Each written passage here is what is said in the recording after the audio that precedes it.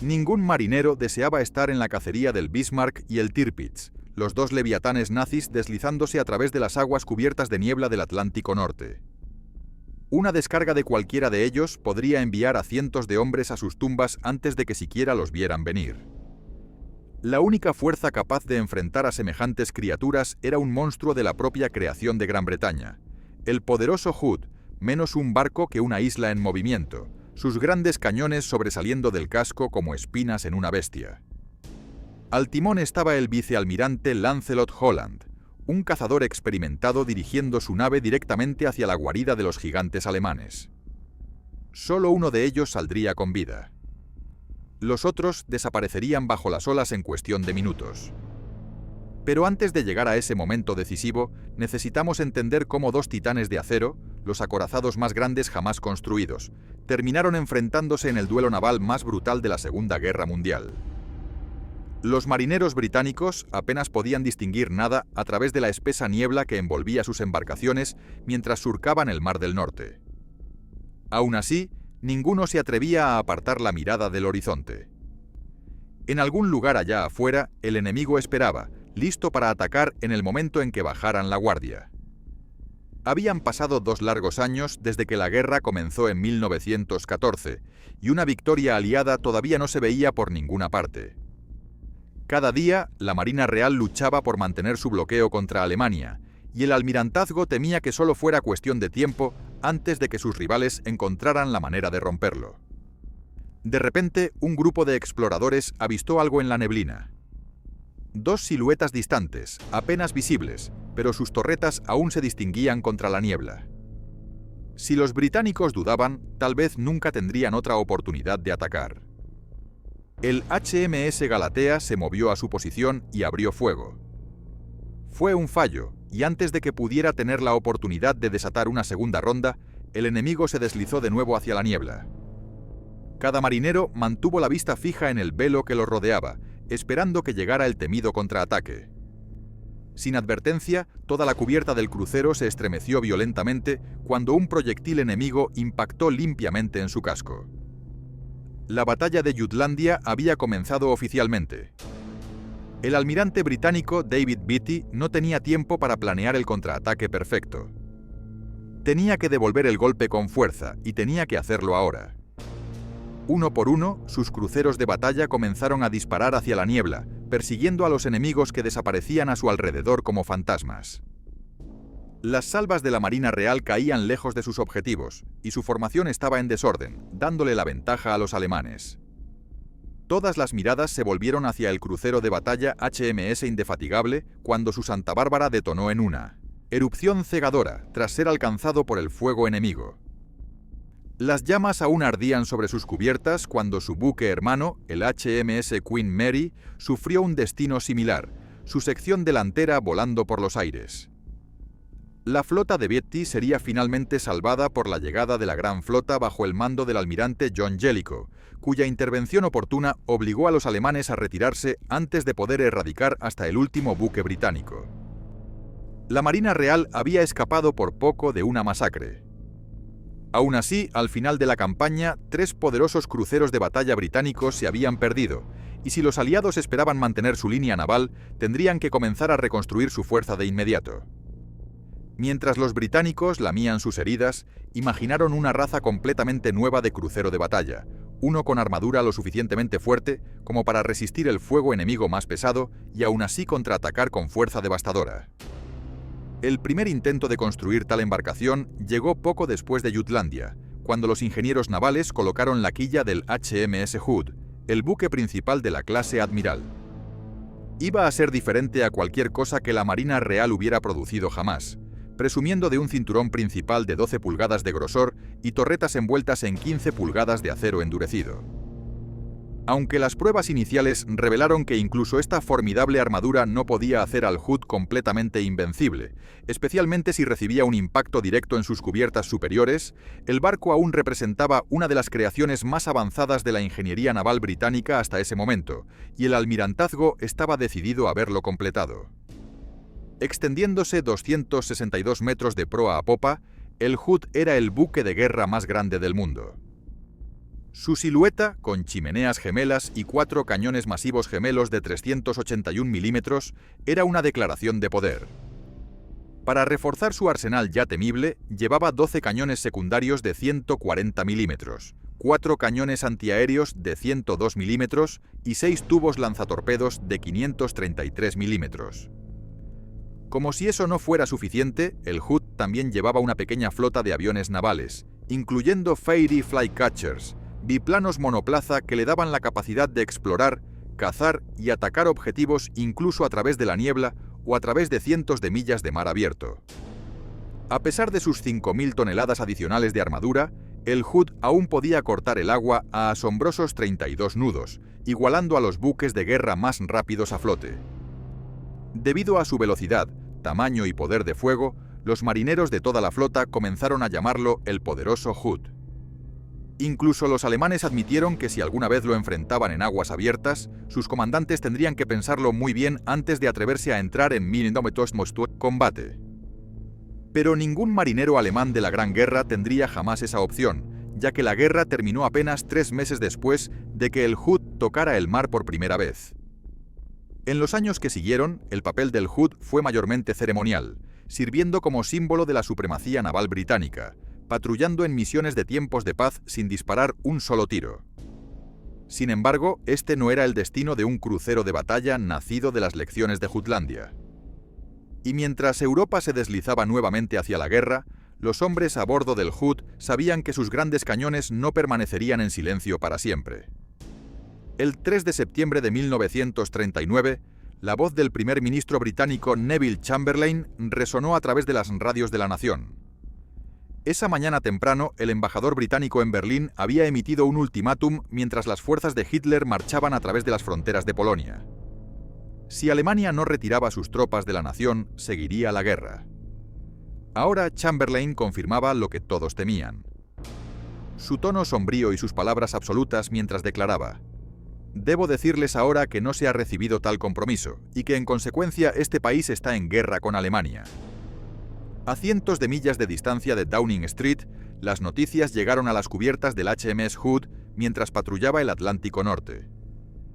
De repente, su tripulación se encontró navegando a través de aguas infestadas de un enemigo que acababa de recibir luz verde para atacar sin previo aviso. La tripulación a bordo del Hood tenía que ser cuidadosa. El depredador al que se enfrentaban ya no era la frágil marina alemana de los años de posguerra, sino la mucho más amenazante Kriegsmarine, una fuerza marítima de más de 800.000 marineros en su apogeo, armada con una flota creciente de acorazados, cruceros, destructores y mortíferas lanchas torpederas.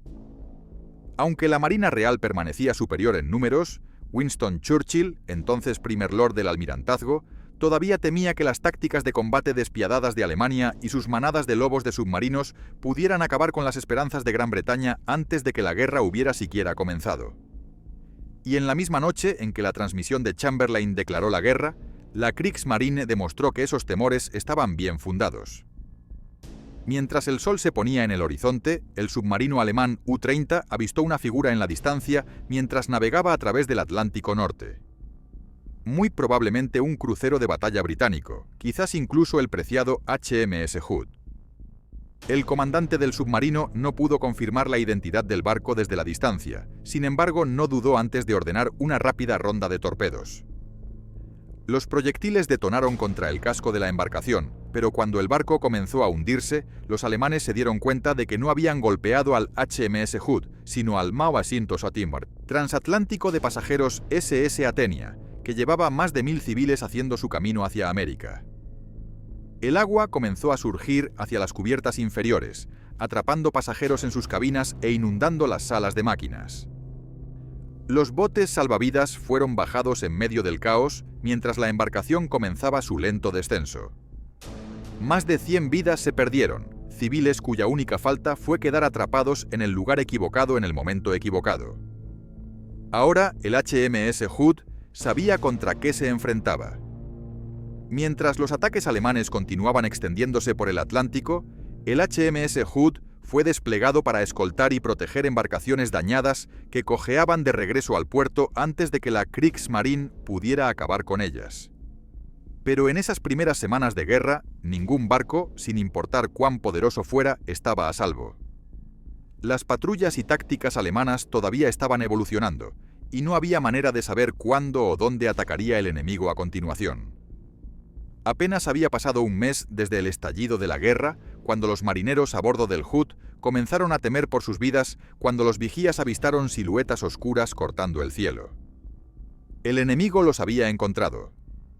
Una formación de bombarderos Junkers Ju-88, cada uno cargando bombas de 250 kilogramos, se lanzaba en picada directamente hacia el crucero de batalla británico, determinados a enviar al poderoso Hood al fondo antes de que tuviera la oportunidad de contraatacar contra la flota de Hitler.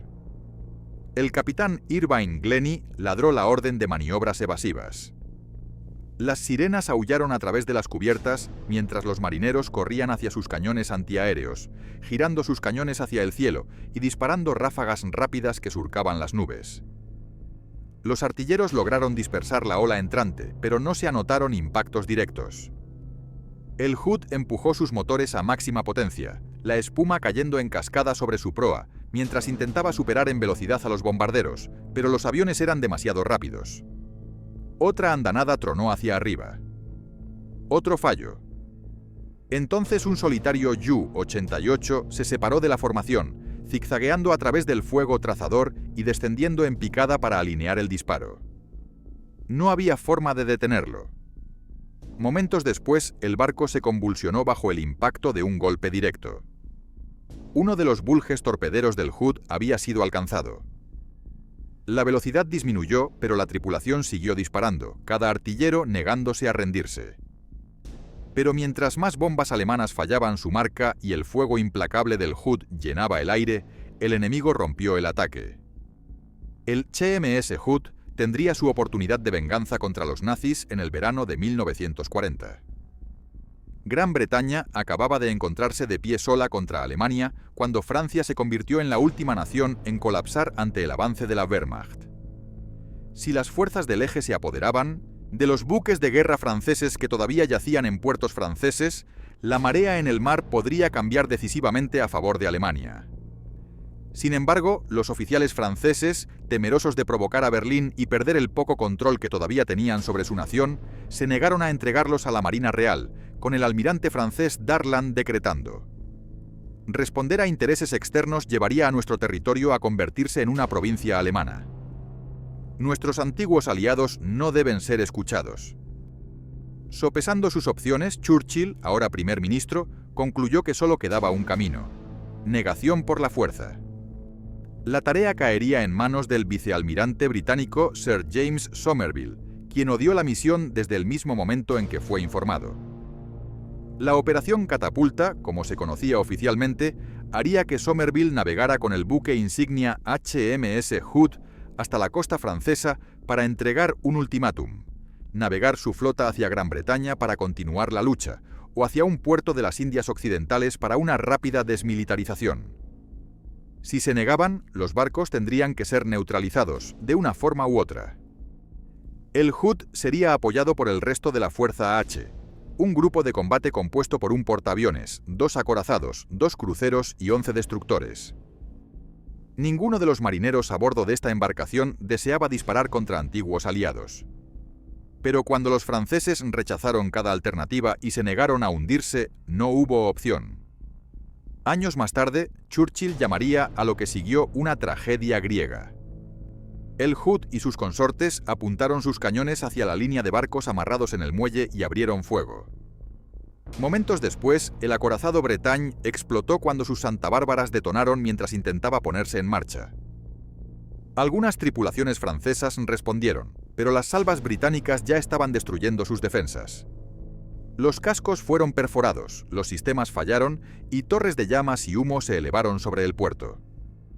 El fuego solo se detuvo cuando los barcos supervivientes encallaron o sus cañones quedaron en silencio. Al final, 5 barcos franceses yacían hundidos o lisiados, y más de 1000 marineros habían perdido la vida. Fue uno de los precios más amargos que Churchill pagó en la guerra. Naturalmente, Hitler estaba furioso y, decidido a vengarse y romper la voluntad de la Marina Real, recurrió a una bestia completamente nueva, una lo suficientemente poderosa como para desafiar al poderoso Hood. La Kriegsmarine había estado trabajando en una nueva clase de acorazados, un diseño que desafiaba cada restricción impuesta a Alemania después de la Primera Guerra Mundial, con el fin de entregar la creación naval más grande y formidable que el Reich había concebido jamás. Después de años de desarrollo obsesivo, el monstruo de 40.000 toneladas fue finalmente comisionado a finales de 1940, marcando el comienzo de la infame clase Bismarck. Con 241 metros de largo, el barco no era tan grande como el HMS Hood. Sin embargo, su poder de fuego rápidamente le ganó una reputación temible entre los marineros británicos. Para su armamento principal, el Bismarck llevaba 4 cañones navales gemelos, SK-C-34, de 15 pulgadas, cada uno capaz de lanzar proyectiles de 817 kilogramos a casi 3.000 kilómetros por hora. Estos eran apoyados por 6 cañones secundarios gemelos SK-C-28 de 5.9 pulgadas. Sus cañones de 7 metros y medio, lo suficientemente amenazantes como para hacer que cualquier marinero lo pensara 2 veces antes de enfrentarlo en aguas abiertas. Para protección, el Bismarck estaba erizado con más de 40 armas antiaéreas y una armadura que rivalizaba con las ya impresionantes defensas del Hood. Incluso llevaba 4 hidroaviones Arado AR-196, listos para lanzarse en misiones de reconocimiento para ayudarla a cazar presas distantes. Cuando Hitler y su alto personal militar subieron a bordo para la inspección, el Führer no podría estar más complacido. Este, declaró, era el barco que haría caer la resistencia naval de Gran Bretaña. Un plan se puso en marcha casi inmediatamente. Bajo la operación Rhein-Neuburg, el acorazado más nuevo de Alemania navegaría junto al crucero pesado Prinz Eugen para lanzar lo que Hitler esperaba sería la incursión comercial más devastadora de la guerra, una que podría cortar definitivamente el ya frágil cordón umbilical de Gran Bretaña. Aunque el plan no era que el Bismarck enfrentara inmediatamente al HMS Hood y al resto de los buques de guerra más poderosos de Gran Bretaña, el gran almirante Erich Raeder, supervisando la operación, dejó claro a sus hombres: si la situación lo requería, tenían su permiso para disparar. La operación debía comenzar inmediatamente, ya que Raeder estaba ansioso por lanzar Rhein-Neuburg antes de la inminente Operación Barbarroja, que desviaría el enfoque y los recursos de Alemania hacia el frente oriental. El almirante Günther Lütjens, comandando la misión, le instó a esperar hasta que pudieran llegar refuerzos. Pero Raeder no quiso escucharlo. Con el Bismarck bajo su mando, creía que no necesitaba nada más para ganar el Atlántico, y el 19 de mayo de 1941, sus embarcaciones se deslizaron hacia el Báltico occidental, listas para comenzar su cacería. El almirante Lütjens esperaba sacar al Bismarck y al Prinz Eugen de aguas europeas, navegando hacia el norte a lo largo de la costa de Noruega, reabasteciendo combustible en puertos ocupados por los nazis, y luego empujando a través del estrecho de Dinamarca, entre Groenlandia e Islandia, antes de descender al Océano Atlántico. Pero antes de que los barcos alemanes pudieran llegar demasiado lejos, un informe llegó al agregado naval británico en Suecia. Observadores costeros habían reportado haber avistado 2 grandes buques de guerra dirigiéndose al norte. Mientras más patrullas aéreas fueron desplegadas para confirmar la posición de Lütjens, el almirante supo que su intento de escapar sin ser detectado había fallado. Aún así, los informes de inteligencia sugerían que la flota metropolitana de la Marina Real permanecía atracada en puerto, y así siguió adelante, creyendo que el camino hacia el Atlántico permanecía completamente abierto. Pero uno de los mayores enemigos de Alemania ya se estaba acercando. Al recibir los informes de avistamiento alemanes, el vicealmirante Lancelot Holland no perdió tiempo en ordenar al HMS Hood dirigirse a toda velocidad junto al nuevo acorazado HMS Prince of Wales, corriendo para interceptar a la fuerza alemana. El plan de Holland era prometedor: atacar desde el oeste mientras Lütjens intentaba atravesar el estrecho de Dinamarca al atardecer. La luz que se desvanecía siluetearía al Bismarck y al Prinz Eugen contra el horizonte mientras mantenía al Hood y sus aliados ocultos en la oscuridad. Sobre el papel era una estrategia elegante, pero en el momento en que los marineros británicos llegaron cerca del estrecho de Dinamarca, inmediatamente supieron que esto estaría lejos de ser una batalla refinada. Un denso banco de niebla se había extendido a través del estrecho, tragándose el mar y ocultando todo más allá de unas pocas millas. Para mantener el elemento sorpresa, Holland ordenó silencio de radio. El contacto con los cruceros que acompañaban a la formación se volvió intermitente, y su velocidad más lenta los dejó quedándose atrás. Pronto, el Hood y el Prince of Wales estaban virtualmente solos en el agua, cazando a la máquina de guerra naval más poderosa que los nazis habían construido jamás. Después de horas de búsqueda, un vigía a bordo del Prince of Wales finalmente avistó movimiento adelante, una sombra tenue aproximadamente a 27 kilómetros adelante. La visibilidad era pobre, su posición frontal significaba que no todos los cañones podían ser utilizados, y la distancia del enemigo ponía al Hood en riesgo significativo de recibir fuego en picada, la única debilidad que su considerable armadura no podía proteger si la batalla se prolongaba. Sin embargo, Holland también sabía que dudar sería fatal. Si el enemigo se escabullía, sería Jutlandia otra vez, dejando artilleros ciegos disparando hacia la niebla, esperando ser golpeados por los proyectiles entrantes de alemanes desapareciendo en la bruma. Holland se mantuvo firme en el puente, con los ojos fijos en la silueta adelante, y dio la orden de disparar. Mientras los cañones del HMS Hood tronaban a través del mar, las primeras salvas cayeron lo suficientemente cerca de los barcos alemanes adelante como para enviar géiseres de agua de mar y fragmentos de metal erupcionando sobre sus cubiertas. Pero mientras los proyectiles británicos se acercaban más a un impacto directo, el vicealmirante Holland permanecía inconsciente de Mammesiepotintos, que sus artilleros en realidad estaban disparando al Prinz Eugen, no al Bismarck. El crucero pesado alemán había tomado la delantera después de que los sistemas de radar del Bismarck fallaran, dejando las primeras descargas del Hood entrenadas en el objetivo equivocado. El Prince of Wales, mientras tanto, había avistado correctamente al Bismarck, pero como un acorazado recién comisionado, sus cañones estaban lejos de estar listos para el combate. Apenas minutos después del inicio de la lucha, sus tripulaciones ya estaban lidiando con fallas mecánicas, luchando por recargar y disparar nuevas salvas hacia el enemigo. Esto le dio a Lütjens justo el tiempo suficiente para decidir cómo responder. El almirante había esperado salvar el poder de fuego del Bismarck para su incursión comercial en el Atlántico, pero sabía que si los proyectiles británicos se acercaban más, la misión estaría perdida antes de comenzar. Esta no era la batalla que el comandante alemán había planeado, pero era la que tendría que luchar. Una por una, las grandes torretas del Prinz Eugen y del Bismarck giraron hacia el HMS Hood. Entonces, los cañones alemanes abrieron fuego. El daño fue instantáneo. El primer impacto vino del Prinz Eugen, su proyectil golpeando al Hood e incendiando un fuego rugiente a lo largo de la embarcación. Las llamas desgarraron las cubiertas mientras los marineros se apresuraban a contener el incendio mientras aún ocupaban sus puestos, desesperados por mantener el barco disparando.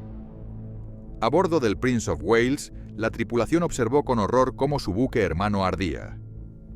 Sabiendo que ahora dependía de ellos cambiar el rumbo, forzaron sus cañones atascados de vuelta a la acción.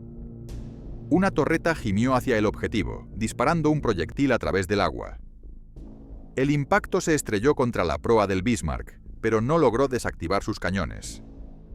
Holland entendió que si el Hood iba a tener alguna oportunidad de asestar un golpe decisivo, necesitaría cambiar de posición. El capitán dio la orden para que el Hood y el Prince of Wales comenzaran a girar a babor, listos para traer cada cañón a disparar contra el enemigo. Para este momento, las fuerzas opuestas estaban a menos de 14 kilómetros de distancia, lo suficientemente cerca como para darle a Lütjens su mejor oportunidad de asestar un golpe directo desde el Bismarck. Antes de que los barcos de Holland pudieran terminar de reajustar su rumbo, los alemanes abrieron fuego nuevamente, sus salvas dirigiéndose directamente hacia el casco del HMS Hood. Hasta el día de hoy, nadie sabe con precisión cuántos proyectiles golpearon al HMS Hood, pero los informes sugieren que al menos un proyectil de 15 pulgadas encontró su marca cerca del palo mayor. Por un momento, Holland y sus hombres se quedaron congelados mientras presenciaban el agujero dejado por el impacto, el mundo a su alrededor silencioso excepto por el eco de los cañones alrededor de ellos. Entonces, sin advertencia, una torre de llamas erupcionó desde el centro del barco. La explosión se disparó hacia arriba, dividiendo el cielo en dos. Algunos marineros se lanzaron a cubrirse mientras el fuego corría a través de la cubierta, mientras otros corrieron hacia los botes salvavidas. Era inútil. Solo segundos después de que el infierno se había desatado en la cubierta del HMS Hood, una explosión detonó, lo suficientemente poderosa como para rasgar el barco limpiamente por la mitad. Desde su puesto de mando a bordo del Bismarck, Lütjens se maravilló mientras presenciaba cómo el orgullo de la Marina Real se hundía bajo las olas en apenas 3 minutos. Junto con ella se fueron el almirante Holland y 1.415 hombres más, dejando solo 3 sobrevivientes. Ahora solo contra los buques capitales alemanes, el Prince of Wales no tuvo más opción que retirarse antes de compartir el destino de su hermano. El acorazado giró bruscamente y comenzó a huir mientras los proyectiles enemigos llovían. Uno tras otro golpearon su casco, paralizando sus sistemas hasta que varios de sus cañones dejaron de responder. En un último intento por salvarse, la tripulación desplegó una cortina de humo, desapareciendo detrás de ella mientras los alemanes continuaban disparando hacia la neblina. A bordo del Bismarck, los marineros exigieron perseguir al barco británico que escapaba antes de que pudiera alejarse. Sin embargo, Lütjens se negó. Ya había gastado demasiado poder de fuego por ese día. Durante días, los barcos británicos peinaron el lugar donde la batalla del Estrecho de Dinamarca había cobrado su mayor buque. Cada marinero ansioso por vengar al HMS Hood. Pero el Bismarck había desaparecido. Los informes sugerían que, después de que uno de los proyectiles del Prince of Wales había impactado y roto los tanques de combustible del Bismarck, el almirante Lütjens había sido obligado a separarse del Prinz Eugen y dirigirse hacia aguas amigas para hacer reparaciones, muy probablemente en Brest, en la Francia ocupada. Sin embargo, los barridos frenéticos y búsquedas de radar de la Marina Real no podían identificar la ubicación exacta del barco. Aviones de reconocimiento fueron enviados para buscar al Bismarck visualmente. Al principio, los pilotos no tuvieron mejor suerte. Pero justo cuando la esperanza comenzaba a desvanecerse, un hidroavión Catalina, barriendo bajo sobre el Atlántico, divisó una tenue cinta de aceite extendiéndose hacia el este en dirección a Francia. El Bismarck acababa de pasar por estas aguas. La carrera había comenzado. El acorazado alemán estaba peligrosamente cerca de la costa. Si alcanzaba Francia, sería intocable. El almirantazgo inmediatamente ordenó una fuerza de ataque completa para interceptar. La cacería sería liderada por la Fuerza H del vicealmirante James Somerville, la misma flota que una vez había comandado al HMS Hood para atacar a las embarcaciones francesas comprometidas atrapadas en el país después de la invasión nazi. En el momento en que el grupo de Somerville estuvo lo suficientemente cerca del Bismarck, ordenó a escuadrones de bombarderos torpederos Ferry Swordfish despegar de las pistas del portaaviones HMS Ark Royal. Aunque no eran los aviones más modernos que la Marina Real tenía para ofrecer, los bombarderos se abrieron paso a través del fuego antiaéreo del Bismarck, zigzagueando a través de las ráfagas trazadoras hasta que estuvieron lo suficientemente cerca para atacar. Mientras sus torpedos caían, uno encontró su marca, estrellándose contra la popa del Bismarck y atascando su timón, dejando a la embarcación atrapada en el mar. Con el barco alemán deshabilitado, los británicos tuvieron tiempo suficiente para acercarse, y pronto los acorazados King George V y Rodney, seguidos por un muro de cruceros pesados, ya estaban descendiendo sobre la bestia herida. Lütjens dio la orden de disparar, pero sin dirección, sus cañones no podían encontrar su marca. La Marina Real no esperó para devolver el golpe. Los proyectiles se estrellaron contra el casco del Bismarck desde todas direcciones, desgarrando el acero, destrozando cubiertas y silenciando sus torretas una por una. Los incendios consumieron el barco de proa a popa hasta que, finalmente, su poderosa estructura comenzó a escorarse y hundirse bajo las olas. El almirante Lütjens se hundió con su mando, junto con más de 2.000 de sus hombres. Para cuando el humo se disipó, el Bismarck, el terror de los mares, había desaparecido, y la Marina Real había vengado al poderoso Hood. Pero esta no sería la última vez que los marineros británicos se enfrentarían a un monstruo de acero alemán capaz de desafiar el dominio naval aliado. Mientras el Bismarck descendía hacia las profundidades del Atlántico, Hitler ya estaba planificando su venganza. El Führer no había olvidado la humillación de perder su acorazado más poderoso, y ahora exigía que la Kriegsmarine desatara algo aún más devastador contra la Marina Real.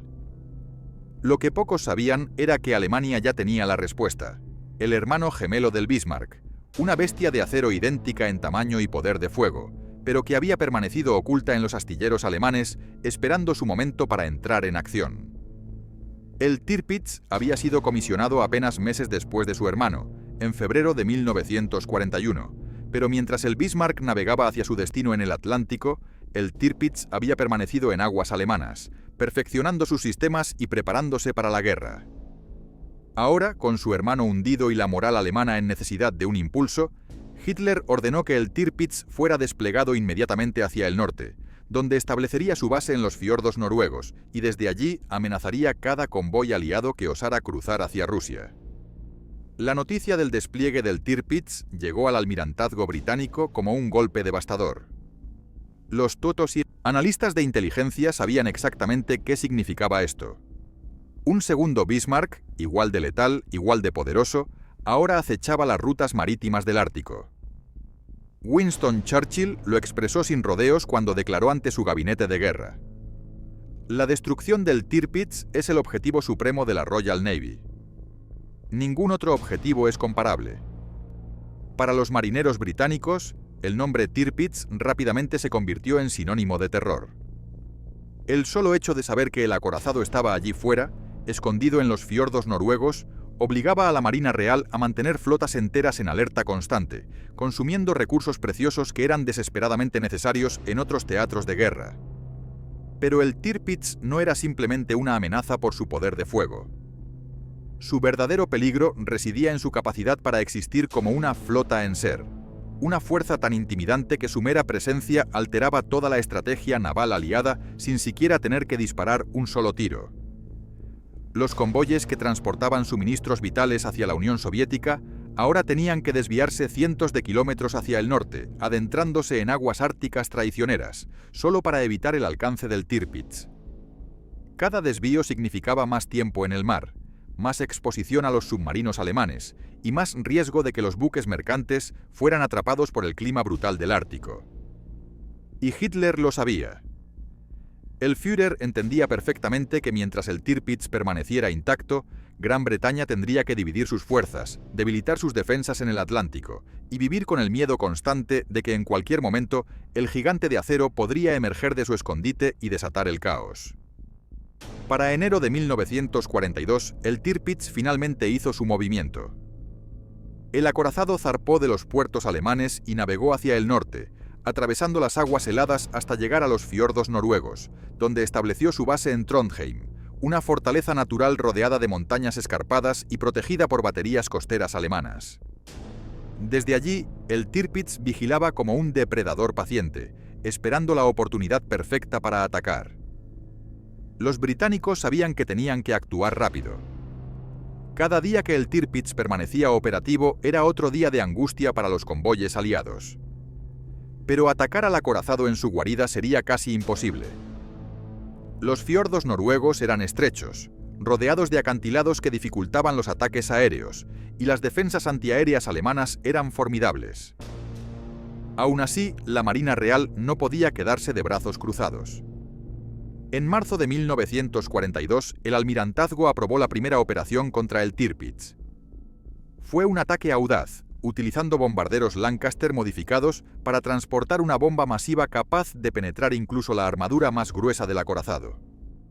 Pero cuando los aviones llegaron sobre los fiordos, se encontraron con una cortina de fuego antiaéreo tan densa que varios bombarderos fueron derribados antes de poder liberar su carga. Los que lograron lanzar sus bombas fallaron su objetivo, y el Tirpitz permaneció intacto. El fracaso de la misión dejó claro que destruir al Tirpitz requeriría algo más que bombardeos convencionales. Necesitaban una estrategia completamente diferente, algo que pudiera penetrar las defensas alemanas sin ser detectado hasta que fuera demasiado tarde. Y así comenzó una de las cacerías más obsesivas de toda la guerra. Durante los siguientes meses, los británicos lanzarían ataque tras ataque contra el Tirpitz, utilizando submarinos enanos, torpedos humanos, bombarderos pesados y cualquier arma que pudieran encontrar. Pero el gigante de acero seguía sobreviviendo. Mientras tanto, el Tirpitz aprovechaba cada oportunidad para demostrar su poder. En julio de 1942, el acorazado zarpó junto a una flota de cruceros y destructores alemanes para interceptar al convoy PQ-17, que transportaba suministros vitales hacia Rusia. El solo aviso de que el Tirpitz había salido de su base fue suficiente para sembrar el pánico entre los comandantes aliados. Las órdenes fueron inmediatas: dispersar el convoy y que cada barco intentara salvarse por su cuenta. Fue una decisión catastrófica. Sin la protección de su escolta, los buques mercantes quedaron completamente vulnerables a los submarinos y aviones alemanes que patrullaban la zona. En los días que siguieron, 24 de los 35 barcos del convoy fueron hundidos, llevándose al fondo toneladas de tanques, aviones, municiones y suministros que los soviéticos necesitaban desesperadamente. Y el Tirpitz ni siquiera tuvo que disparar un solo tiro. Su sola presencia había sido suficiente para desencadenar uno de los mayores desastres navales de la guerra. Para los aliados, el desastre del convoy PQ-17 fue una llamada de atención brutal. El Tirpitz había demostrado que no necesitaba salir a mar abierto para ganar batallas. Simplemente con existir, con estar allí, escondido en los fiordos noruegos, era suficiente para paralizar las operaciones navales aliadas en todo el Ártico. Churchill estaba furioso. Cada reunión del gabinete de guerra incluía discusiones sobre cómo eliminar al Tirpitz. Cada informe de inteligencia era analizado obsesivamente en busca de cualquier debilidad que pudiera ser explotada. El primer ministro británico llegó a decir que preferiría perder 3 cruceros antes que permitir que el Tirpitz siguiera con vida. Los planes comenzaron a volverse cada vez más audaces, más desesperados. Si los bombardeos aéreos no funcionaban, entonces enviarían comandos. Si los comandos fallaban, entonces usarían submarinos enanos. Si los submarinos no podían acercarse lo suficiente, entonces encontrarían otra manera. La primera oportunidad real llegó en septiembre de 1943, cuando la inteligencia británica confirmó que el Tirpitz estaba anclado en el fiordo de Kåfjord, en el extremo norte de Noruega. Era una posición casi inexpugnable, rodeada de montañas, protegida por redes antisubmarinas y defendida por docenas de baterías antiaéreas. Pero los británicos tenían un arma secreta: los submarinos enanos clase X, pequeñas embarcaciones tripuladas por apenas 4 hombres, diseñadas para deslizarse bajo las defensas enemigas y colocar cargas explosivas directamente bajo el casco de los buques enemigos. La operación se llamó Source, y 6 submarinos enanos fueron despachados hacia Noruega, remolcados por submarinos convencionales durante miles de kilómetros a través del Atlántico. Era un viaje traicionero.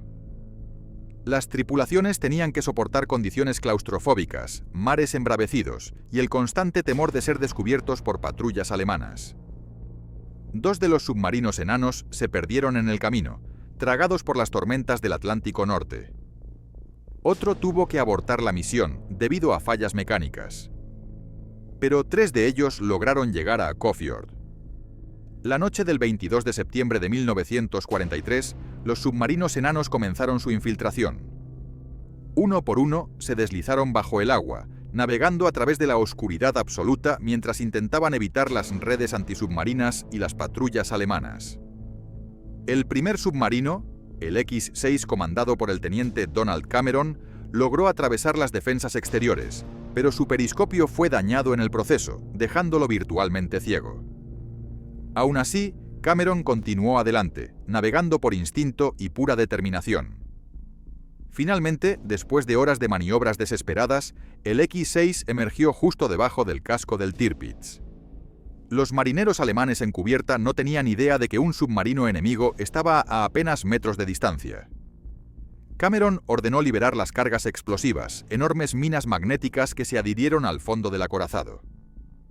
Con la misión cumplida, Cameron intentó escapar, pero el submarino quedó enredado en las redes antisubmarinas. No había salida. Sabiendo que las cargas detonarían en menos de 1 hora, Cameron ordenó a su tripulación abandonar el submarino y se rindieron a los alemanes, quienes los capturaron completamente confundidos sobre qué estaba pasando. Mientras tanto, el segundo submarino enano, el X-7 comandado por el teniente Basil Place, también había logrado penetrar las defensas y colocar sus propias cargas bajo el Tirpitz. Place intentó escapar, pero su submarino también quedó atrapado. A bordo del Tirpitz, los alemanes finalmente se dieron cuenta de que algo andaba mal. Las alarmas comenzaron a sonar mientras los marineros corrían a sus puestos de batalla. Los buzos fueron enviados para inspeccionar el casco, pero antes de que pudieran encontrar algo, las cargas detonaron. La explosión fue devastadora. El agua debajo del Tirpitz se convulsionó en una erupción masiva que levantó el acorazado de 40.000 toneladas completamente fuera del agua. La estructura entera se sacudió, violentamente mientras el metal se retorcía y las planchas del casco se rasgaban. En cubierta, los marineros fueron lanzados al suelo. Equipos enteros fueron arrancados de sus monturas. Las tuberías estallaron, inundando compartimentos enteros. Los generadores fallaron, sumiendo secciones del barco en la oscuridad. Cuando el humo finalmente se disipó, los alemanes inspeccionaron el daño y se quedaron horrorizados. El Tirpitz había sobrevivido, pero apenas. Su eje de propulsión estaba torcido, sus turbinas dañadas y su casco agrietado en varios lugares. El acorazado no podía navegar. No podía luchar. Era, esencialmente, una fortaleza flotante inmóvil. Los británicos celebraron la operación como un éxito. Aunque el Tirpitz no había sido hundido, había sido sacado de la guerra, al menos temporalmente. Cameron y Place recibieron la Cruz Victoria, la máxima condecoración militar británica, por su valentía extraordinaria. Pero Hitler no estaba dispuesto a dejar morir al Tirpitz. Ordenó que el acorazado fuera reparado sin importar el costo. Durante los siguientes meses, miles de trabajadores alemanes descendieron sobre Kåfjord, trabajando día y noche para restaurar al gigante de acero. Para marzo de 1944, el Tirpitz estaba nuevamente operativo. Y con su regreso, la obsesión británica por destruirlo se reanudó con más intensidad que nunca. La Real Fuerza Aérea comenzó a planear una nueva serie de ataques, esta vez utilizando bombarderos Lancaster equipados con las bombas Tallboy, proyectiles masivos de 5.000 kilogramos diseñados específicamente para penetrar fortificaciones pesadamente blindadas. Pero atacar al Tirpitz desde el aire seguía siendo increíblemente difícil. Los fiordos noruegos eran estrechos, lo que dificultaba las maniobras de los bombarderos pesados. Las montañas circundantes creaban turbulencias impredecibles. Y las defensas antiaéreas alemanas habían sido reforzadas después del ataque de los submarinos enanos. Aún así, los británicos no se rendirían. El Tirpitz tenía que ser destruido. No importaba cuántos intentos tomara, no importaba cuántos aviones se perdieran en el proceso. Mientras el gigante de acero siguiera flotando, seguiría siendo una amenaza para cada convoy aliado, cada operación naval, cada esperanza de victoria en el Atlántico Norte. Y así, la cacería continuaba. El 3 de abril de 1944, los primeros bombarderos Lancaster despegaron de sus bases en Escocia, dirigiéndose hacia el norte en lo que sería el primer intento de la Real Fuerza Aérea de destruir al Tirpitz desde el aire con las nuevas bombas Tallboy. La operación se llamó Tungsten y requería una coordinación perfecta. Los bombarderos tendrían que volar cientos de kilómetros sobre el Mar del Norte, evitar las patrullas de cazas alemanes, navegar a través de los estrechos fiordos noruegos y luego lanzar sus bombas masivas con precisión milimétrica, todo mientras esquivaban el fuego antiaéreo más denso que los alemanes pudieran arrojar contra ellos. Era, en esencia, una misión suicida. Pero los pilotos británicos estaban decididos a completarla. Cuando los Lancaster llegaron sobre Kåfjord, fueron recibidos por una tormenta de fuego antiaéreo. Los cielos se llenaron de explosiones mientras las baterías alemanas disparaban sin cesar, creando una cortina de metralla que desgarraba el aire. Varios bombarderos fueron alcanzados de inmediato, sus motores estallando en llamas mientras caían en picada hacia las montañas. Pero los que sobrevivieron continuaron adelante, descendiendo a través del fuego hacia su objetivo. Los primeros Tallboy cayeron, silbando a través del aire como meteoritos de acero. Uno impactó cerca del Tirpitz, enviando una columna masiva de agua hacia el cielo. Otro aterrizó en la costa, detonando con tal fuerza que sacudió toda la montaña. Pero ninguno logró un impacto directo en el acorazado. El Tirpitz respondió con todo lo que tenía. Sus cañones antiaéreos rugieron hacia el cielo, disparando miles de proyectiles por minuto. La cubierta entera del acorazado se convirtió en un infierno de fuego y humo mientras los artilleros alemanes luchaban desesperadamente por derribar a los atacantes. Y entonces, finalmente, sucedió. Uno de los Tallboy encontró su marca, estrellándose directamente en la cubierta delantera del Tirpitz. La explosión fue cataclísmica. La bomba de 5.000 kilogramos penetró a través de las planchas de acero blindado como si fueran papel, detonando en las entrañas del barco y desatando una ola de destrucción que rasgó a través de múltiples cubiertas. Los marineros alemanes fueron lanzados por el aire. Compartimentos enteros colapsaron. Incendios masivos estallaron en la proa del barco, consumiendo todo a su paso. Pero el Tirpitz seguía flotando. Su armadura, aunque dañada, había contenido la mayor parte de la explosión. Los sistemas de control de daños entraron en acción inmediatamente, sellando compartimentos inundados y combatiendo los incendios antes de que pudieran extenderse más. Los bombarderos británicos, con su munición agotada y combustible bajo, no tuvieron más opción que retirarse. Mientras volaban de regreso a casa, los pilotos informaron haber visto al Tirpitz envuelto en llamas, su proa destrozada, columnas de humo negro elevándose hacia el cielo. Seguramente, pensaron, esta vez el gigante de acero finalmente estaba acabado. Pero nuevamente subestimaron la determinación alemana. Hitler personalmente ordenó que el Tirpitz fuera reparado sin importar cuánto tiempo o recursos tomara. Miles de trabajadores fueron movilizados nuevamente hacia Noruega, trayendo consigo toneladas de acero, maquinaria y suministros. Durante los siguientes meses, mientras los aliados avanzaban a través de Francia y la Unión Soviética empujaba desde el este, los alemanes trabajaban febrilmente para resucitar a su acorazado más preciado. Para agosto de 1944, el Tirpitz estaba nuevamente reparado, aunque ya no era el buque que había sido alguna vez. Su velocidad estaba reducida. Varios de sus sistemas habían sido reemplazados con equipos improvisados. Sus turbinas nunca recuperarían su potencia completa. Pero aún podía disparar. Aún podía amenazar. Y mientras siguiera existiendo, los aliados no podrían ignorarlo. Los británicos lanzaron otro ataque en agosto, luego otro en septiembre. Cada vez los bombarderos Lancaster regresaban con sus bodegas vacías, habiendo lanzado todo lo que tenían contra el Tirpitz. Y cada vez el acorazado alemán sobrevivía, protegido por su armadura masiva, por las montañas que lo rodeaban, por cortinas de humo que los alemanes desplegaban cada vez que detectaban bombarderos acercándose. Para octubre de 1944, la Real Fuerza Aérea estaba comenzando a quedarse sin opciones. Habían lanzado docenas de misiones contra el Tirpitz. Habían perdido decenas de bombarderos y sus tripulaciones.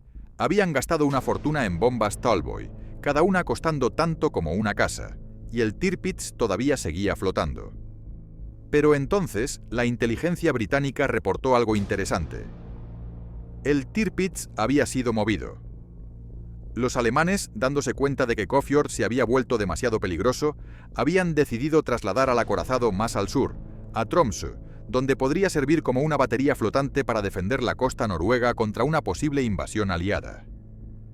Lo que los alemanes no se dieron cuenta era que al mover al Tirpitz a Tromsø, lo habían colocado dentro del alcance de bombarderos operando desde bases en el norte de Escocia. Ya no necesitarían portaaviones para lanzar el ataque. Podrían enviar formaciones completas de Lancaster, cargados hasta el límite con Tallboy, directo hacia el objetivo. Era la oportunidad que los británicos habían estado esperando. El 29 de octubre de 1944, una formación masiva de Lancaster despegó de Escocia, dirigiéndose hacia Noruega en lo que sería el intento final de destruir al Tirpitz. Los pilotos sabían que esta podría ser su última oportunidad. Si fallaban nuevamente, el almirantazgo podría decidir que el Tirpitz simplemente no valía los recursos que estaban gastando en intentar hundirlo. Pero cuando los bombarderos llegaron sobre Tromsø, se encontraron con algo inesperado. Una densa capa de nubes cubría completamente el fiordo. No podían ver nada. No tenían manera de apuntar sus bombas con precisión. Frustrados, los pilotos soltaron sus Tallboy a ciegas, esperando tener suerte. Ninguna tuvo. Las bombas cayeron por todas partes, excepto en el objetivo. El Tirpitz había sobrevivido nuevamente, pero los británicos no se rendirían. No ahora. No cuando estaban tan cerca. El 12 de noviembre de 1944 amaneció frío y despejado sobre el norte de Noruega. Para los marineros alemanes a bordo del Tirpitz era un día más de espera, un día más de mantenimiento rutinario, un día más preguntándose, ¿cuándo vendrían los británicos otra vez? Lo que no sabían era que ese día sería el último del gigante de acero. En las bases aéreas de Escocia, 32 bombarderos Lancaster habían sido preparados meticulosamente para lo que sería el asalto final. Esta vez no habría margen de error. Esta vez el clima estaba perfecto. Esta vez los británicos estaban decididos a terminar lo que habían comenzado años atrás. El escuadrón número 617, los famosos Dambusters, lideraría el ataque. Estos eran los mejores pilotos de bombardeo que la Real Fuerza Aérea tenía para ofrecer, veteranos que habían sobrevivido docenas de misiones imposibles y que conocían sus Lancaster como la palma de su mano. Cada bombardero llevaba una sola bomba Tallboy, 5.000 kilogramos de explosivo de alta potencia capaz de atravesar incluso la armadura más gruesa. Esta vez no habría nubes para ocultar al Tirpitz. Esta vez los bombarderos tendrían una vista clara de su objetivo. A las 8:30 de la mañana, los Lancaster despegaron, ascendiendo hacia el cielo gris del Atlántico Norte. Durante las siguientes 4 horas, volaron en formación cerrada sobre el Mar del Norte, cruzando cientos de kilómetros de agua helada mientras se dirigían hacia su objetivo. A bordo del Tirpitz, los sistemas de radar alemanes finalmente captaron la formación entrante. Las alarmas comenzaron a sonar inmediatamente. Los marineros corrieron a sus puestos de batalla, preparando los cañones antiaéreos, cerrando las escotillas herméticas, listos para enfrentar otro ataque más. Pero había un problema. Los generadores de cortina de humo, que habían salvado al Tirpitz tantas veces antes, no estaban funcionando correctamente. Algunos habían sido dañados en ataques previos. Otros simplemente no tenían suficiente combustible. Para cuando los operadores lograron activarlos, ya era demasiado tarde. El Tirpitz estaba completamente expuesto. A las 9:40 de la mañana, los Lancaster aparecieron sobre el horizonte, sus siluetas recortándose contra el cielo despejado. Los artilleros alemanes abrieron fuego inmediatamente, llenando el aire con miles de proyectiles trazadores. Pero los bombarderos volaban demasiado alto, muy por encima del alcance efectivo de las armas más ligeras del Tirpitz. El comandante del escuadrón británico, el comandante de ala James Tate, observó al acorazado alemán a través de su mira de bombardeo. Después de todos los intentos fallidos, después de todas las misiones frustradas por el mal tiempo y las defensas alemanas, finalmente tenía una vista perfecta. Tate dio la orden. Uno por uno, los Lancaster comenzaron sus pasadas de bombardeo, descendiendo ligeramente para mejorar su precisión mientras el fuego antiaéreo alemán se intensificaba a su alrededor. El primer Tallboy cayó, silbando a través del aire. Falló por metros, impactando en el agua junto al casco del Tirpitz y enviando una columna masiva de agua hacia arriba. El segundo también falló, detonando en la costa. Pero el tercero encontró su marca. La bomba de 5.000 kilogramos atravesó la cubierta del Tirpitz como una lanza ardiente, penetrando profundamente en el interior del barco antes de detonar con una fuerza devastadora. La explosión destrozó el interior del acorazado. Compartimentos enteros desaparecieron en una fracción de segundo. Marinos fueron vaporizados instantáneamente. Los mamparos se colapsaron como cartón. Un incendio masivo estalló en el centro del barco, las llamas alimentándose de munición almacenada y combustible. Pero los bombarderos no habían terminado.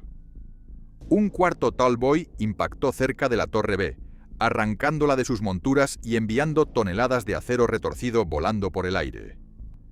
Un quinto perforó el casco por debajo de la línea de flotación, abriendo una brecha masiva por la cual el agua del mar comenzó a inundar el barco. A bordo del Tirpitz, el caos era absoluto. Los sistemas eléctricos habían fallado, sumiendo al barco en la oscuridad. Las comunicaciones estaban cortadas. Los equipos de control de daños luchaban desesperadamente por contener las inundaciones, pero era inútil. Había demasiadas brechas, demasiados incendios, demasiado daño. El capitán del Tirpitz, Robert Webber, se dio cuenta de que su barco estaba condenado. Dio la orden de abandonar el buque, pero para muchos marineros ya era demasiado tarde.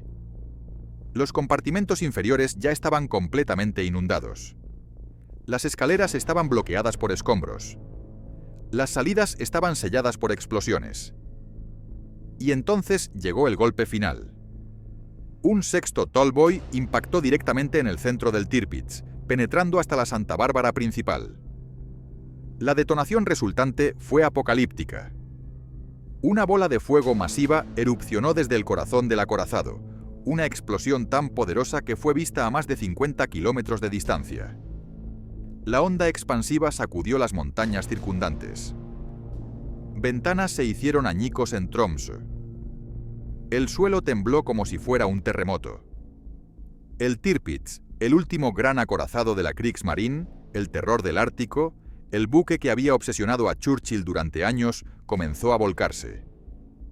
Lentamente al principio, luego cada vez más rápido, el gigante de 40.000 toneladas se inclinó hacia babor. Los marineros que todavía estaban en cubierta intentaron desesperadamente saltar al agua antes de que fuera demasiado tarde. Algunos lo lograron, la mayoría no. El Tirpitz continuó volcándose, sus mástiles arrastrándose a través del agua, su casco masivo girando hasta quedar completamente invertido. Y entonces, con un gemido final de metal retorciéndose, el gran acorazado se posó boca abajo en las aguas poco profundas del fiordo, su casco rojo ahora apuntando hacia el cielo como una tumba de acero. Más de 1000 marineros alemanes murieron en el ataque. Algunos fueron atrapados en los compartimentos inundados. Otros fueron consumidos por las explosiones e incendios. Unos pocos quedaron atrapados dentro del casco volcado, golpeando desesperadamente las planchas de acero mientras el agua helada subía a su alrededor. Los equipos de rescate alemanes trabajaron durante días tratando de cortar a través del casco para alcanzar a los sobrevivientes. Lograron salvar a algunos. Pero para la mayoría, el Tirpitz se había convertido en su ataúd. Mientras los Lancaster regresaban victoriosos a Escocia, sus tripulaciones celebrando finalmente haber completado la misión que había consumido años de esfuerzo y había costado tantas vidas, el mundo naval había cambiado para siempre. La era de los superacorazados había llegado a su fin.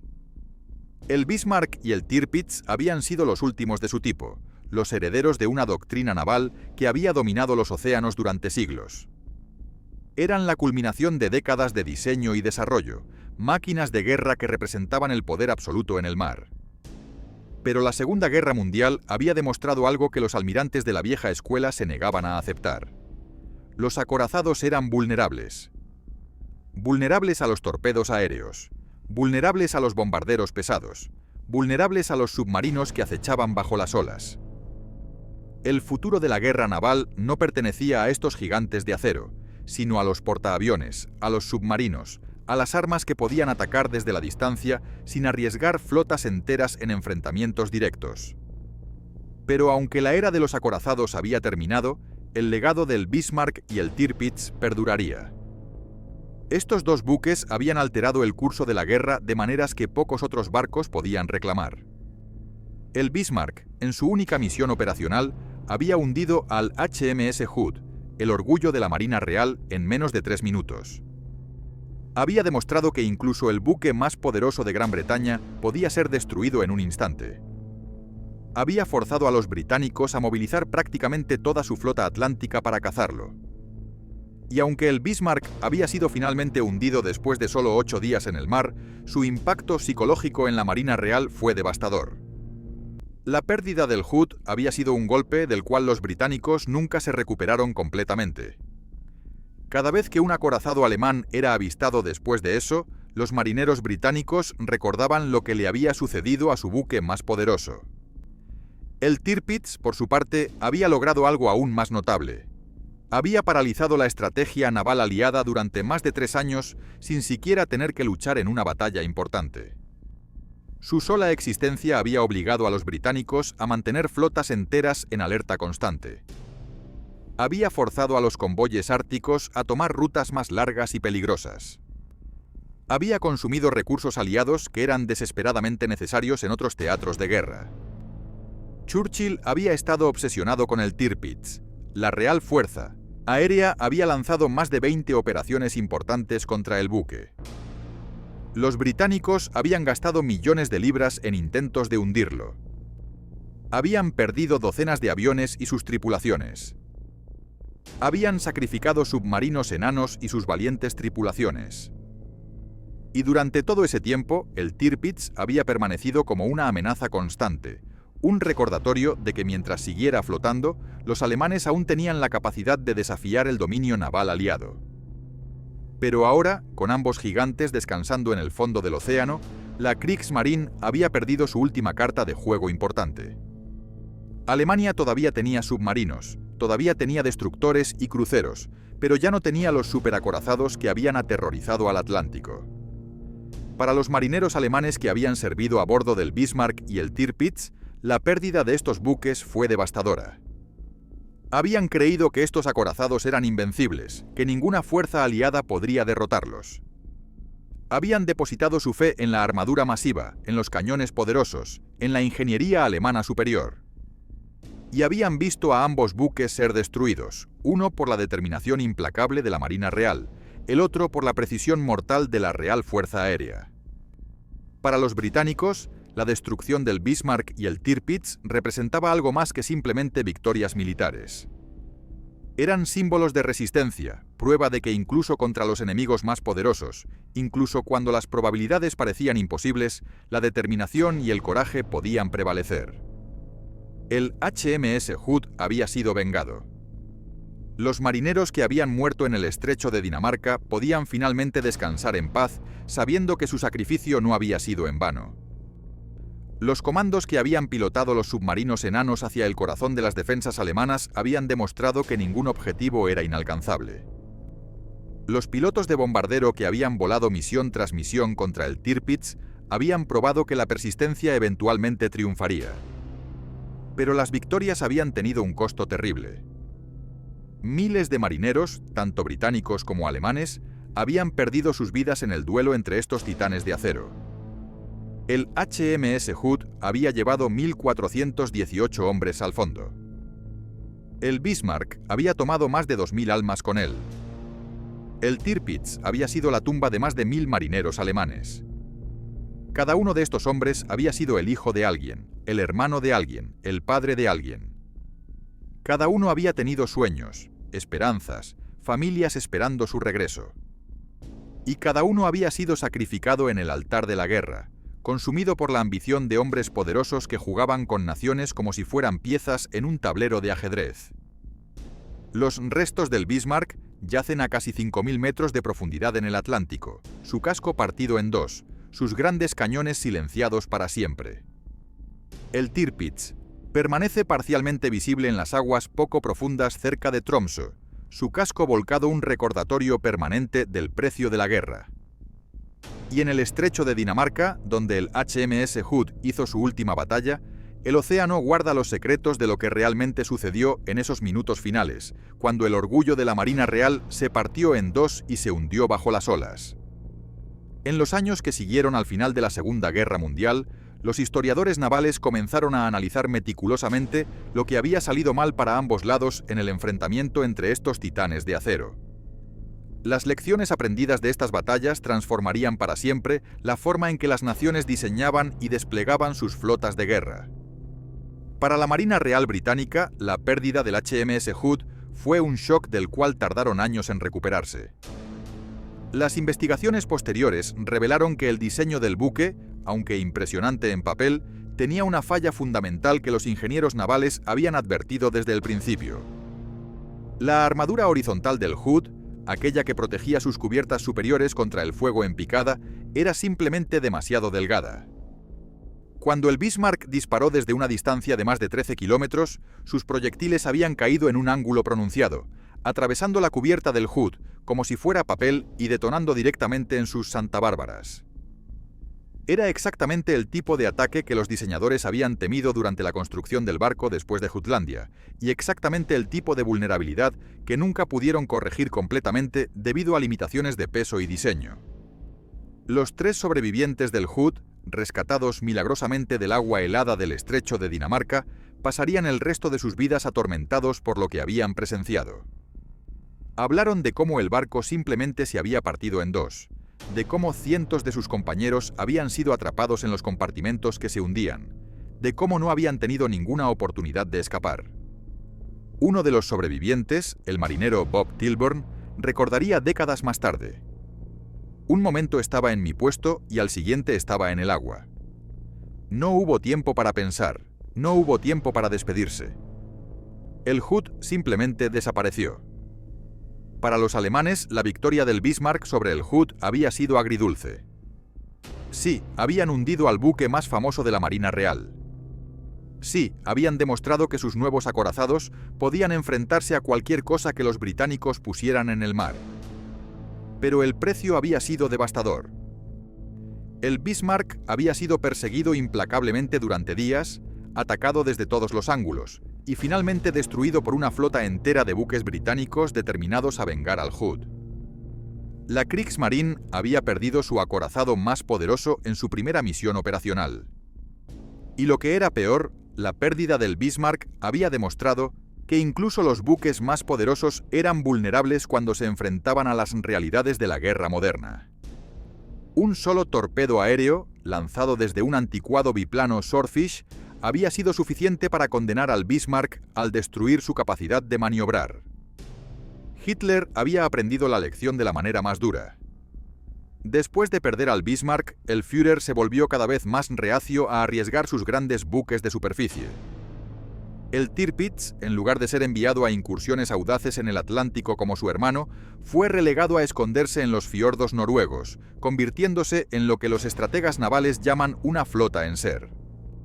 Esta estrategia había funcionado en cierto sentido. El Tirpitz había atado recursos aliados enormes simplemente por existir. Pero también significaba que el poderoso acorazado nunca cumplió su verdadero propósito. Nunca luchó en la gran batalla naval para la cual había sido diseñado. Nunca tuvo la oportunidad de demostrar su verdadero valor en combate. En cambio, pasó años escondido, reparándose constantemente de ataques aéreos y de comandos, hasta que finalmente fue destruido no en una gloriosa batalla naval, sino bombardeado hasta la muerte mientras estaba anclado e indefenso. Para los marineros alemanes que sobrevivieron al hundimiento del Tirpitz, la experiencia fue traumática más allá de las palabras. Muchos habían estado atrapados dentro del casco volcado, golpeando desesperadamente las planchas de acero mientras el agua helada subía a su alrededor. Los que lograron escapar tuvieron que nadar a través de agua cubierta de aceite ardiente, esquivando escombros flotantes y los cuerpos de sus camaradas caídos. Los equipos de rescate alemanes trabajaron heroicamente para salvar a tantos como pudieron, cortando a través del casco con sopletes mientras escuchaban los gritos amortiguados de los hombres atrapados dentro. Pero el tiempo se agotaba rápidamente, y para muchos el rescate llegó demasiado tarde. Las historias de estos rescates, de hombres que sobrevivieron durante días en bolsas de aire dentro del casco volcado, de rescatistas que arriesgaron sus propias vidas tratando de alcanzar a los atrapados, se convirtieron en leyendas sombrías en la marina alemana. Uno de los sobrevivientes más jóvenes del Tirpitz, un marinero de apenas 18 años llamado Hans, describió años después cómo había logrado escapar. Cuando el barco comenzó a volcarse, corrí hacia la cubierta. Vi a mis amigos siendo arrastrados hacia abajo. Vi el agua elevándose hacia mí. De alguna manera logré saltar justo antes de que fuera demasiado tarde. Nadé tan rápido como pude, alejándome del barco mientras me succionaba hacia abajo. Cuando finalmente miré hacia atrás, el Tirpitz estaba boca abajo, y no podía creer que había sobrevivido. Para los británicos que finalmente hundieron al Tirpitz, la victoria fue motivo de celebración masiva. Después de años de frustración, después de docenas de misiones fallidas, finalmente habían logrado destruir al buque que había obsesionado a Churchill durante tanto tiempo. El comandante de ala James Tate, quien había liderado el ataque final, fue condecorado como héroe. Sus pilotos fueron recibidos con honores cuando regresaron a casa. La Real Fuerza Aérea había demostrado que con suficiente determinación y las armas correctas, incluso el objetivo más difícil podía ser destruido. Pero incluso en medio de las celebraciones había un reconocimiento sobrio de lo que estas batallas realmente habían costado. Miles de vidas perdidas. Recursos enormes consumidos. Años de esfuerzo dedicados a destruir 2 barcos. Y al final, ¿qué se había ganado realmente? Los acorazados, estos símbolos magníficos del poder naval, habían demostrado ser reliquias de una era pasada. La guerra en el mar había evolucionado más allá de ellos. El futuro pertenecía a armas más nuevas, más letales, más difíciles de defender. Hoy, más de 80 años después de que estos titanes se hundieran bajo las olas, sus restos siguen siendo objeto de fascinación para historiadores, buceadores y entusiastas navales de todo el mundo. El pecio del Bismarck fue descubierto en 1989 por el renombrado explorador oceanográfico Robert Ballard, el mismo hombre que había localizado los restos del Titanic años antes. Lo que encontró a casi 5.000 metros bajo la superficie del Atlántico era tanto impresionante como sombrío. El casco del Bismarck estaba increíblemente bien preservado considerando las circunstancias de su hundimiento. Su estructura principal permanecía mayormente intacta, sus torres principales todavía apuntaban hacia el vacío oscuro del océano profundo. Pero las evidencias del bombardeo final eran inconfundibles. Agujeros masivos en el casco, estructuras colapsadas y los restos dispersos de lo que una vez había sido el acorazado más temido del Atlántico. Las expediciones posteriores revelaron detalles fascinantes sobre los últimos momentos del Bismarck. Contrario a lo que muchos habían creído durante décadas, las investigaciones sugieren que el barco no fue hundido exclusivamente por el fuego británico. Los marineros alemanes, sabiendo que su destino estaba sellado, muy probablemente abrieron las válvulas de inundación para hundir el barco por sus propios medios, negándole a los británicos la satisfacción de reclamar que lo habían destruido completamente. Era un último acto de desafío, una forma de mantener algo de honor en la derrota. Los marineros alemanes preferían hundirse por su propia mano que permitir que el enemigo capturara su barco. El Tirpitz, por su parte, permanece parcialmente visible en las aguas poco profundas cerca de Tromsø. Durante años después de la guerra, el casco volcado del acorazado fue desmantelado lentamente, con empresas noruegas cortando y recuperando miles de toneladas de acero que fueron recicladas y reutilizadas en la reconstrucción de la Europa de posguerra. Algunas secciones del Tirpitz todavía permanecen en el fondo, monumentos silenciosos a los hombres que murieron atrapados dentro. El gobierno noruego ha designado el sitio como una tumba de guerra, y está prohibido perturbarlo. Es un lugar de peregrinación para familiares de los caídos y para aquellos que desean rendir homenaje a los marineros que perdieron sus vidas. En cuanto al HMS Hood, su ubicación exacta en el estrecho de Dinamarca fue confirmada en 2001. El pecio descansa a más de 2.700 metros de profundidad, partido en múltiples secciones que yacen dispersas sobre el lecho marino. La fuerza de la explosión que destruyó al Hood había sido tan devastadora que literalmente había arrancado el barco en pedazos. Las expediciones al sitio han sido limitadas debido a las condiciones extremas y al respeto por los 1.418 hombres que todavía descansan dentro. La Marina Real considera al Hood como una tumba de guerra oficial, y cualquier perturbación del sitio está estrictamente prohibida. Cada año, en el aniversario del hundimiento del Hood, ceremonias conmemorativas se llevan a cabo tanto en Gran Bretaña como en el mar, honrando a los marineros que dieron sus vidas en esa batalla de 3 minutos que cambió el curso de la guerra naval. Los 3 sobrevivientes del Hood se convirtieron en figuras importantes en mantener viva la memoria de sus camaradas caídos. Asistieron a innumerables ceremonias, dieron entrevistas, compartieron sus historias con nuevas generaciones.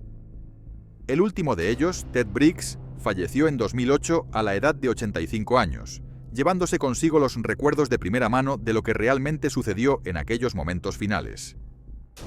Las lecciones aprendidas del enfrentamiento entre el Bismarck, el Tirpitz y el Hood transformaron fundamentalmente el diseño naval moderno. Los nuevos acorazados construidos después de estas batallas incorporaron armadura de cubierta mucho más gruesa. Los sistemas de control de daños fueron completamente rediseñados. Las tácticas navales evolucionaron para enfatizar la protección contra ataques aéreos y submarinos. Pero quizás la lección más importante fue que la era de los superacorazados había terminado definitivamente. Ninguna nación volvería a construir buques como el Bismarck, el Tirpitz o el Hood. El futuro de la guerra naval pertenecía a los portaaviones, a los submarinos nucleares, a los misiles guiados que podían atacar desde cientos de kilómetros de distancia. Los últimos acorazados todavía en servicio activo fueron retirados en los años 90, marcando el final definitivo de una era que había comenzado siglos atrás con los galeones de madera y los navíos de línea. Hoy, cuando miramos hacia atrás a estas batallas épicas entre los acorazados más grandes jamás construidos, vemos algo más que simples enfrentamientos militares. Vemos el choque de dos filosofías de guerra, el enfrentamiento entre la tradición y la innovación, entre el poder bruto y la precisión tecnológica. Vemos el coraje extraordinario de hombres ordinarios obligados a luchar en circunstancias extraordinarias. Marineros británicos que se mantuvieron en sus puestos mientras su barco se partía en dos bajo sus pies. Pilotos alemanes que volaron misión tras misión contra defensas imposibles. Comandos que pilotaron submarinos enanos hacia el corazón de las defensas enemigas, sabiendo que probablemente no regresarían. Y vemos el costo terrible de la guerra, medido no solo en barcos hundidos y recursos consumidos, sino en las miles de vidas perdidas, en las familias destrozadas, en los jóvenes que nunca regresaron a casa. El Bismarck, el Tirpitz y el HMS Hood eran más que simples barcos. Eran símbolos del poder nacional, manifestaciones de acero de las ambiciones y temores de las naciones que los construyeron. Y cuando se hundieron, llevaron consigo no solo a sus tripulaciones, sino también las ilusiones de una era que creía que el tamaño y la fuerza eran suficientes para garantizar la victoria. Los océanos del mundo ahora están tranquilos donde estos gigantes una vez navegaron. Pero sus historias perduran, recordándonos tanto la grandeza de lo que la humanidad puede construir como la tragedia de lo que podemos destruir. Si te ha gustado conocer esta historia del enfrentamiento entre los acorazados más grandes del mundo, suscríbete al canal para más relatos fascinantes de historia naval. Dale like si quieres que traigamos más historias como esta, y déjanos en los comentarios qué otros enfrentamientos navales te gustaría que cubriéramos. Nos vemos en el próximo video.